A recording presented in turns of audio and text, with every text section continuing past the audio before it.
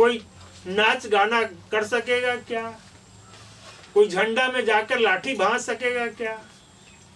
कोई झंडा में बांस के बाबा के जाकर के प्रसादी चढ़ा सकेगा क्या? घर के देवता लल काटे बहिनपा खाए पूरी, इसी को कहा गया है। घर के देवता लल काटे अब बहिनपा खाए पूरी। तो ये देवता आत्म राम की पूजा नहीं। पूजा किनकी?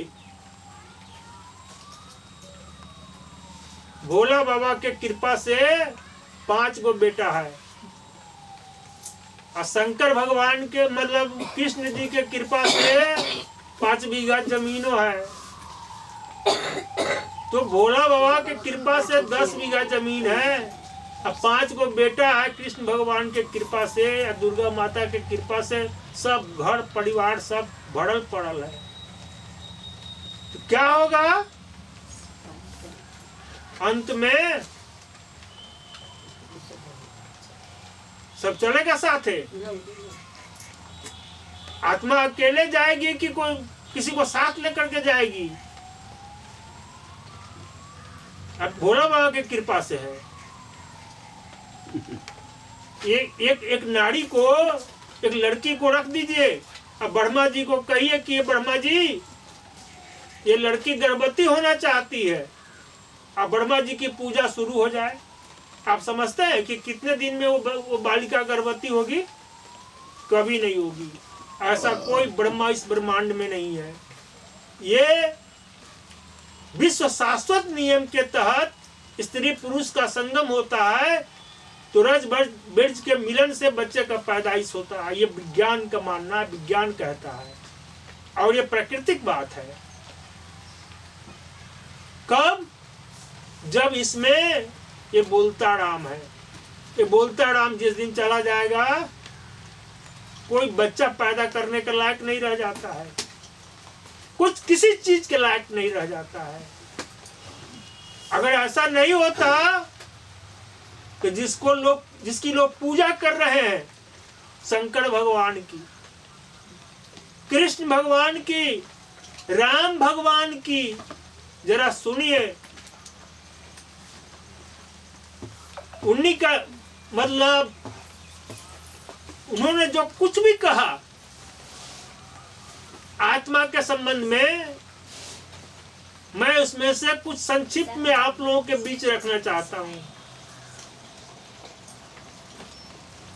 भगवान कृष्ण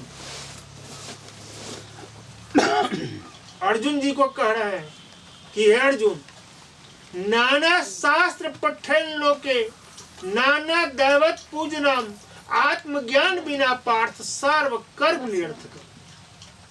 महाभारत शांति पर में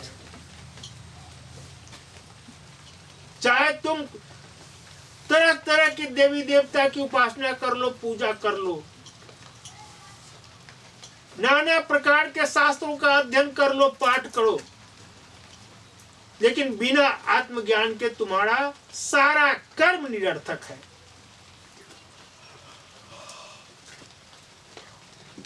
देवी उमा भी पूछती है मां पार्वती शंकर जी से कि त्रिलोकीनाथ, पुराणों में कथा आती है, शिव पुराण में है ये, कितने लोग संसार में देवी देवता की उपासना करते हैं, तीर्थ व्रत करते हैं, तंत्र मंत्र जाप ताप करते हैं, उनका भला होगा कि नहीं होगा? तो शंकर जी कहते हैं कि हे उमे, इदं तीर्थमिदं तीर्थ भ्रमंती ताम साजना आत्म तीर्थ न जानन्ति कथं मोक्ष श्रीने प्रिया।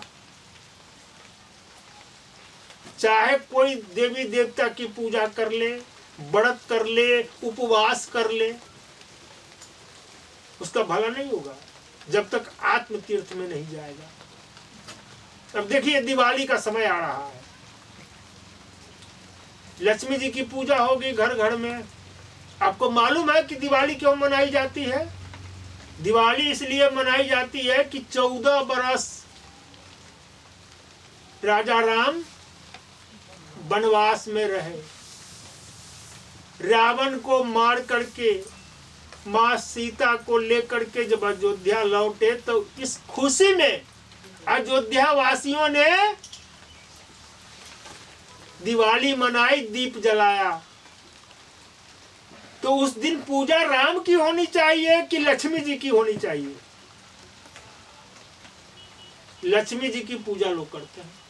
क्यों? अब देख लीजिए, बाजार में जो कलाकार है मूर्ति बनाता है लक्ष्मी जी की, तो आप मूर्ति खरीद करके लाते हैं वहां से। अब पूजा करेंगे तो हमको धन संपत्ति हमारे घर में आएगी। तो बेचारा के पास तो बहुत मूर्ति है, सबकी पूजा करेगा तब तो महान धनी हो जाएगा। अब भगवान को खरीद करके लाते, देवी को खरीद करके लाते हैं, पूजा करते हैं, घर के चारों तरफ दीप जलाते हैं। राम जी आए थे अयोध्या में तो खुशी में दिवाली मनाई गई, लेकिन पूजा हो रही है किनकी? लक्ष्मी जी की। आपको मालूम है लक्ष्मी जी की सवारी किस चीज की है? कोई बता सकते, जानते हैं? हाँ? उल्लू उल्लू उल्लू। उल्लू जो है, उल्लू को रात में दिखाई नहीं पड़ता है, लाइट में, प्रकाश में रहे तो उल्लू को दिखाई नहीं पड़ता है। तो लक्ष्मी जी जिस हेलीकॉप्टर पर बैठ करके आती है वो उल्लू है, और उसको लाइट में, प्रकाश में दिखाई नहीं पड़ता है। दिन में उल्लू को दिखाई नहीं पड़ता है प्रकाश में, और उसमें लक्ष्मी जी बैठ करके आ रही है उल्लू पर। आप अपने घर में चारों तरफ लाइट जलाए हुए हैं, तो वो कैसे आपके घर में प्रवेश करेगी लक्ष्मी जी? वो तो उल्लू महाराज उधर से भाग जाएंगे दूसरे तरफ जिधर अंधेरा होगा। मुसलमान लोग दीप नहीं जलाते हैं तो उनके घर में चला जाएगा, है ना उल्लू। और लक्ष्मी जी उनके घर में चली जाएगी, मुसलमान भाई धनिक हो जाएंगे, ईसाई भाई धनिक हो जाएंगे, बौद्ध लोग धनी हो जाएंगे, जैन लोग धनी हो जाएंगे। और हिंदू के घर में लक्ष्मी आएगी, लाइट जला रहे हैं, पैसा खर्च कर रहे हैं। पैसा कहाँ जा रहा है? पैसा जा रहा है चाइना। अब दीप नहीं जलता है, अब जलता क्या है? चाइनीज बॉल जलता है। तो पैसा कहाँ जा रहा है? लक्ष्मी कहाँ जा रही है? चाइना में। और दिवाली कहाँ मनाया जा रहा है? हिंदुस्तान में।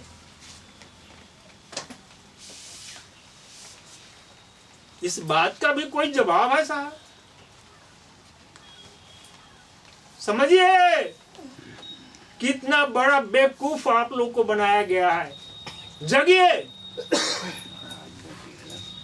बाहर आइए धोखे से। कोई लक्ष्मी नहीं आती है, कहीं से नहीं आती है। बेटे को पढ़ाइए, बाल बच्चे को पढ़ाइए, ईमानदारी से मेहनत करिए, नौकरी चाकरी करिए, खेती बाड़ी करिए, जो भी उद्यम बन पड़ता है उसको करिए, उससे लक्ष्मी आएगी। दीप जलाने से लक्ष्मी नहीं आएगी। लक्ष्मी आपके घर से भाग जाएगी। 1500 रुपया उस दिन खर्चा किए, वो 1500 तो गया। दीप कहाँ जलना चाहिए? दीप जलना चाहिए अंतर मन में जलना चाहिए, जहाँ राम, जहाँ आत्मा राम बैठा है। अगर मन में दीप जल गया तो सदा दिवाली संत घड़ती सो दिन त्योहार। इसलिए साहब कबीर कहते हैं आत्म की पूजा। आत्म की पूजा होती कैसे है? आत्म की पूजा का भेद बताते हैं गुरु महाराज, सतगुरु बताते हैं कि आत्म की पूजा होती कैसे है। लोग तंत्र बताते हैं, मंत्र बताते हैं, जाप बताते हैं, सीताराम सीताराम करो, भर दिन रसगुल्ला रसगुल्ला बोलिए, मुंह तो मीठा हो ही जाएगा। होगा मीठा? भर दिन मतलब मीठा मीठा बोलने से मुंह मीठा होगा कि मीठा खाना पड़ेगा? खाना पड़ेगा। तो आत्मा की पूजा का रहस्य होता है, इस रहस्य को जानना पड़ेगा। आप देखिए, मैं बता रहा हूं रहस्य इसका। इस संसार में बहुत धोखा है, बहुत बड़ा बड़ा धोखा लोग दे रहा है भोली भाली जनता को। कोई कहता है राम राम का माला जपो, तो साहब कबीर कहते हैं माला फेरत जुग गया, पाया न मन का फेर, अकड़ का मन का डाड़ के मन का फेर। साहब कबीर कहते हैं कि माला जपते तो पूरा संसार जुग बीत गया, लेकिन इस मन के फेर को कोई नहीं पाया। अरे हाथ का माला डाल दे, मन का माला फेर, मन को फेर दे। किधर से? मन को फेर दे जहर की ओर से अमृत की ओर। ये कौन बता रहे हैं? साहब कबीर सतगुरु बता रहे हैं। रहस्य समझिए आप लोग। साहब कबीर बता रहे हैं कि माला फेरत जुग गया, पाया न मन का फेर, अकड़ का मन का डाड़ के मन का फेर। मन का माला फेरना है। कैसे फेरना है? इस मन में ऐसी विरक्ति जगे, इस मन में ऐसा वैराग जगे कि ये जहर से, जो जहर है विषय, उसकी ओर से ये अमृत की ओर आ जाए। ये मन अमृत की ओर। अमृत क्या है? अमृत है आत्मा। पहले मैंने समझाया ना कि महाराज कृष्ण ने कहा है नैन छिन्दन्ति शास्त्राणि नैनं दहति पावकः। सुनिए गौर से, संस्कृत में है, हम इसका अर्थ बताते हैं आपको। नैनं छिन्दन्ति शास्त्राणि, फिर बता रहे हैं, मतलब शास्त्र शस्त्र से, किसी भी हथियार से हम आत्मा को नहीं काट सकते। ये अमर है, अजड़ है, अमृत है। नैनं दहति पावकः, इसको अग्नि भी नहीं जला सकती है। तो शोक किसके लिए, भय किसके लिए? ये शरीर तो ऐसा शरीर हम कितना धारण किए हुए हैं। कितना मेरा संबंधी हुआ, कितनी मेरी पत्नी हुई होगी, कितना मेरा बेटा हुआ होगा, कितना मेरा बाप हुआ होगा, सब छूट गया। और आज है सो भी छूट जाएगा। बहुत कब छूटेगा पता नहीं। आज भी छूट सकता है, कल भी छूट जाएगा, परसों भी छूट जाएगा। तो हम जहर जो पी रहे हैं प्रतिदिन, क्या है जहर? जानते हैं इसमें कितने लोग हैं जो जहर को जानते हैं? जहर है काम, क्रोध, लोभ, मोह, अहंकार, छल, कपट, ईर्ष्या, द्वेष, झूठ। ये सब विषय वासना, रूप, रस, गंध, स्पर्श और शब्द, श्रवण, ये सब जहर है। और रोज इसको हम सभी लोग पी रहे हैं। तो साहब कबीर कहते हैं कि इस मन को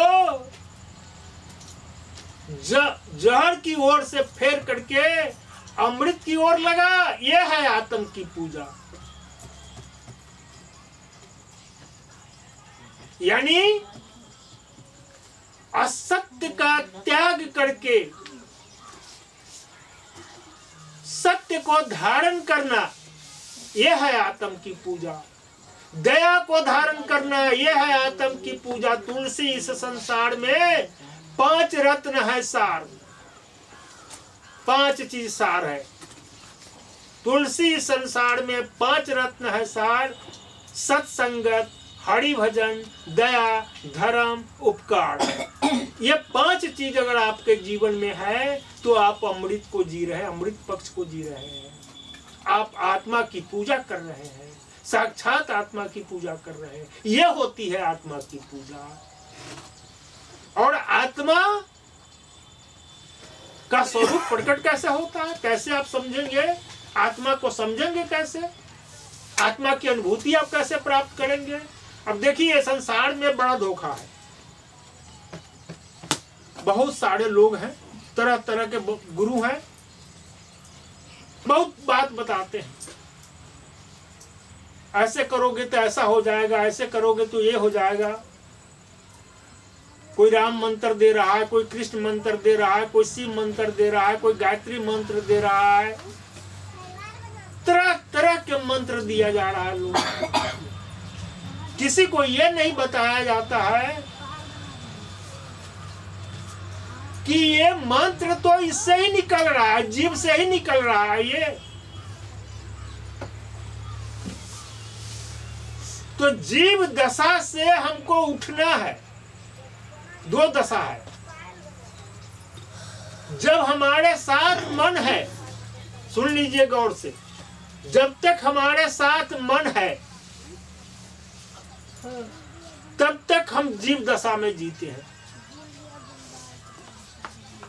अब मन जब अंतर्मुखी होकर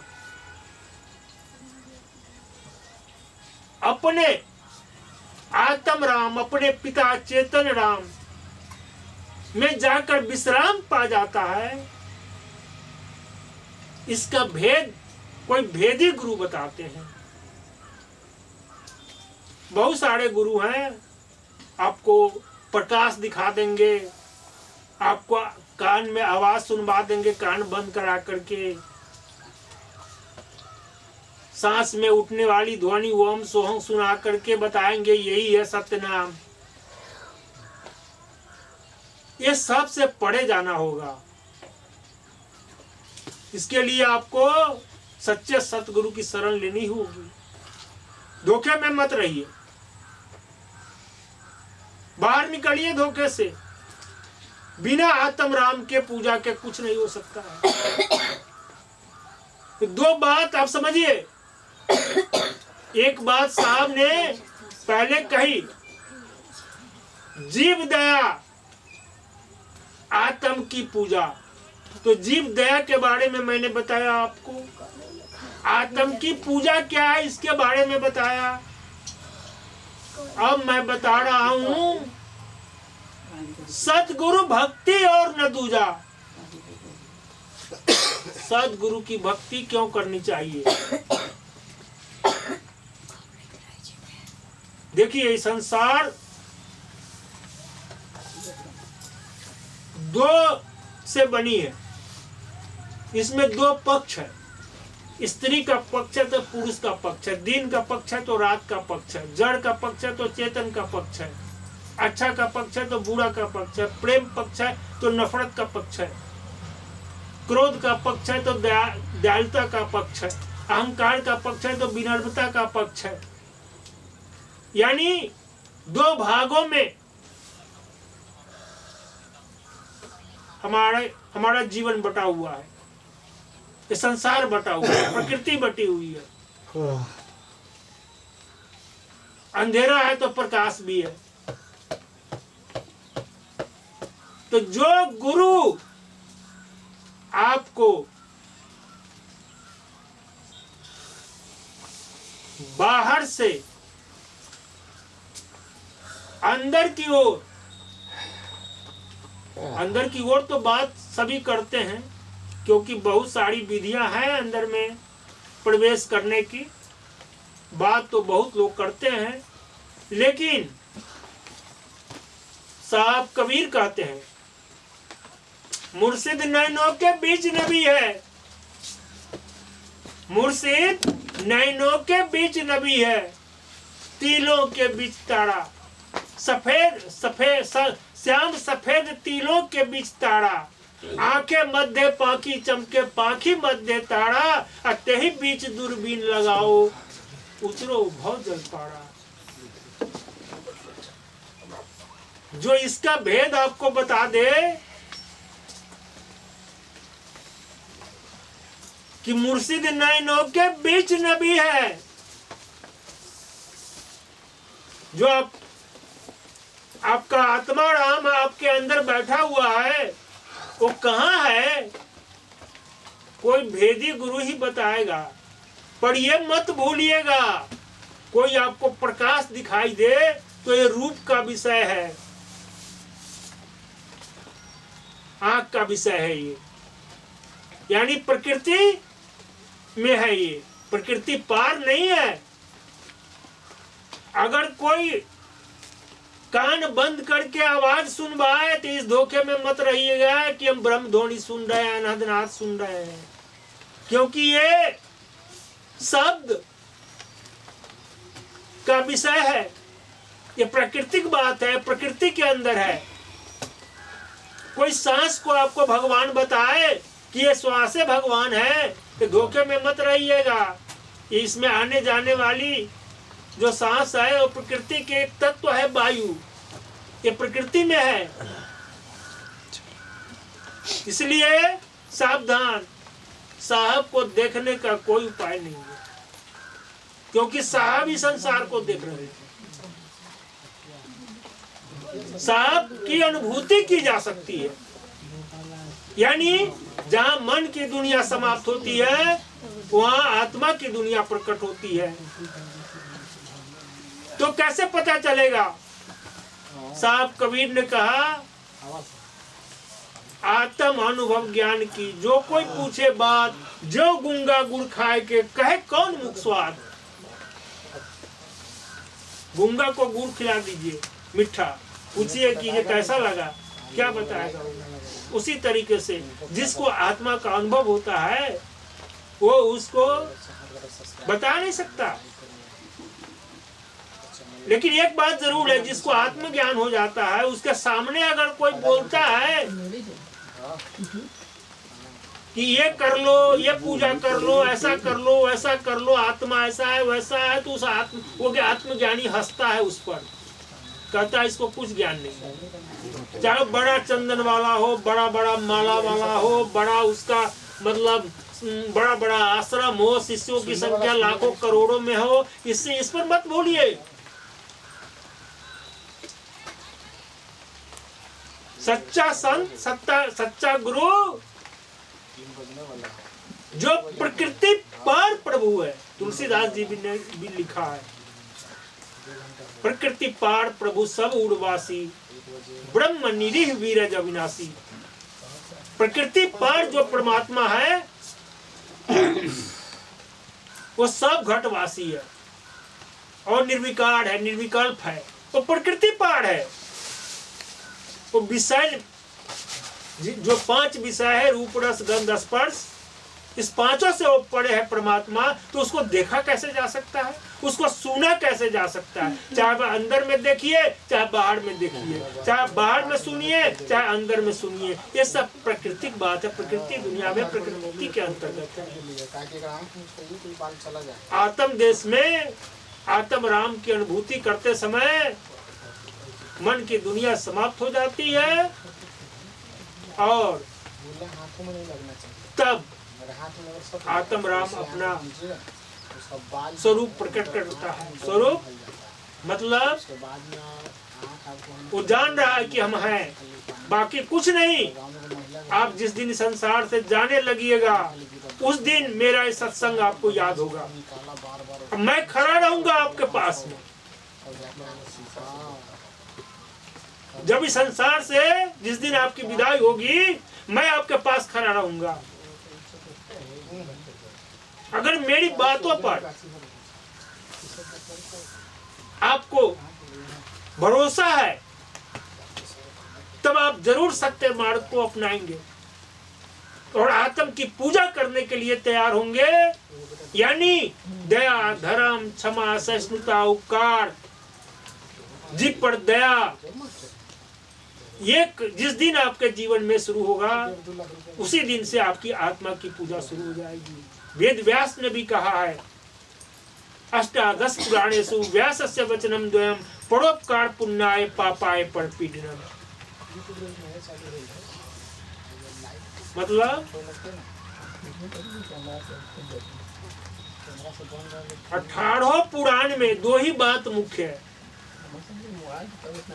दूसरे का परोपकार करना, दूसरे जीवों पर दया करना, दूसरे का उपकार करना, यही 25 लाख सब्सक्राइबर हो तो पैसा मिलेगा, परोपकार है, यही पुण्य है। और दूसरे को पीड़ा देना ये पाप है।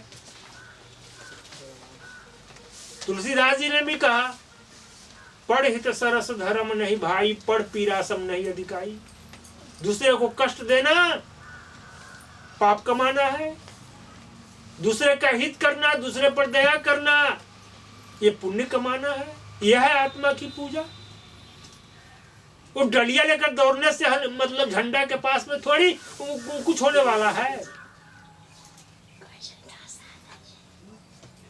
और देवी जी के मंदिर में जाकर के जो पूजा करते हैं, जिस दिन आप जाने लगिएगा तो देवी जी नहीं आएगी बचाने के लिए। साहब कबीर कहते हैं, बहुत मनाए देवी देवता, बहुत मनाए पीर, अंत समय कोई काम न आया, जाना पड़ा अधीर, हंसा निकल गए पिंजरे से, खाली पड़ी रही तस्वीर। इसलिए सतगुरु की भक्ति की जाती है कि सतगुरु जहर से अमृत की ओर ले जाते हैं, अंधकार से प्रकाश की ओर ले जाते हैं, असत्य से सत्य की ओर ले जा सकते हैं, ले जाते हैं, मृत्यु से जीवन की ओर ले जाते हैं।